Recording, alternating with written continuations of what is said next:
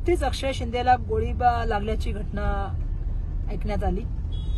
हा गोळीबार म्हणजे पोलिसांच्या चकमकीमध्ये त्याचा मृत्यू झाला असं कळलं।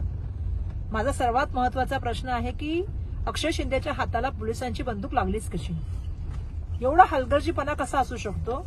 जे मुंबई आणि महाराष्ट्र पोलिसांना आम्ही स्कॉटलंड नंतरच्या पदावर बघतो किंवा तेवढा जो आहे त्यांचं काम माझी पद्धत आहे, अशांकडून असा हलगर्जीपणा होऊच कसा शकतो?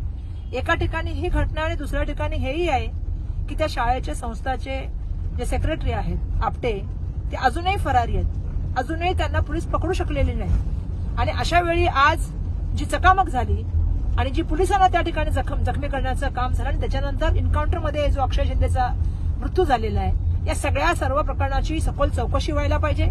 या सर्व प्रकरणामध्ये पाणी कुठे मुरतंय का, याच्या मागचे कोण सूत्रधार आहेत का, याची चौकशी व्हायला पाहिजे।